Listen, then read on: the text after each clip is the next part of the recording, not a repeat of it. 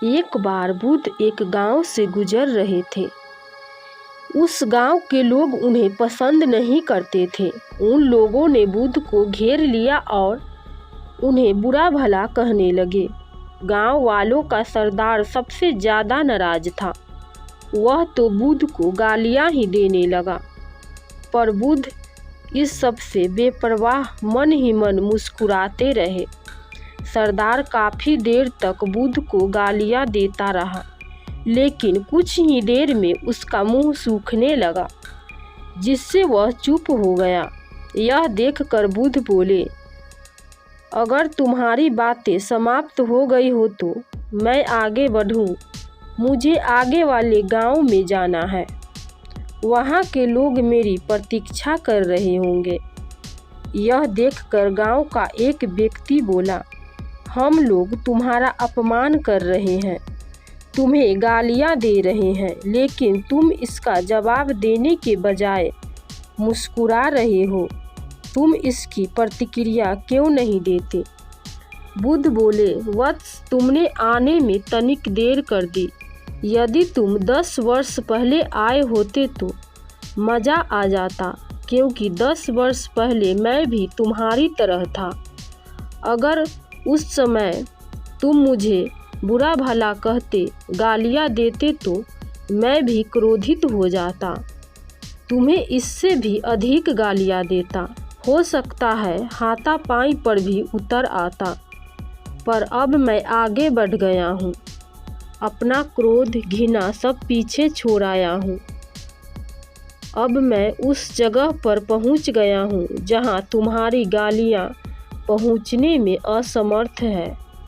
तुमने मुझे गालियाँ दी, यह तुम्हारा स्वभाव है, लेकिन तुम्हारी यह भावना मुझ तक पहुँच ही नहीं पा रही। मैं इससे आवेशित तभी होऊंगा जब मैं इसमें भागीदार हो, जब मैं स्वीकार कर लूँगा, लेकिन मैं तो तुम्हारी इस क्रिया से निरपेक्ष हूँ, इससे बहुत दूर हूँ। इसीलिए मैं अब भी पहले की तरह शांत हूँ। यह सुनकर सरदार बोला, अरे ऐसा कैसे?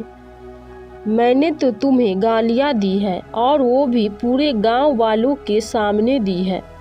फिर उसे लेने या न लेने से क्या मतलब है? बुद्ध बोले, वत्स, कल मैं एक गांव में गया था। वहाँ के लोगों ने मेरा प्रवचन सुना। वो बहुत प्रसन्न हुए। गांव का मुखिया मेरे लिए मिठाई लेकर आया और उसे खाने का आग्रह करने लगा। मैंने कहा कि मेरा पेट भर गया है, इसीलिए मैं इसे ग्रहण नहीं कर सकता। यह सुनकर वह व्यक्ति मिठाई वापस लेकर चला गया, क्योंकि जब मैं कोई चीज़ लूँगा ही नहीं तो कोई मुझे कैसे दे पाएगा? इसमें तो मेरी सहमति आवश्यकता की जरूरी है। हाँ, ये तो है। एक व्यक्ति ने बुद्ध का समर्थन किया। बुद्ध ने पुनः पूछा, जब मैंने मिठाई लेने से मना कर दिया तो उन लोगों ने उसका क्या किया होगा? उन्होंने मिठाई अपने घर वालों में बंटवा दी होगी, एक व्यक्ति ने जवाब दिया। बुद्ध ने कहा, ठीक कहा तुमने। उस मिठाई की तरह ही तुम मेरे लिए गालियाँ लेकर आए हो और चाहते हो कि मैं उन्हें ग्रहण कर लूं, पर भाई मैं इन्हें लेता ही नहीं। अब बताओ तुम इनका क्या करोगे? उस व्यक्ति के पास इसका कोई जवाब नहीं था। बुद्ध पुनः बोले, मुझे तुम पर दया आती है बस। अरे कोई क्रोध तो मुझे तब आएगा जब मैं यह गालियाँ ले लूं, और जब मैं गालियाँ लेता ही नहीं तो क्रोध का तो सवाल ही नहीं उठता।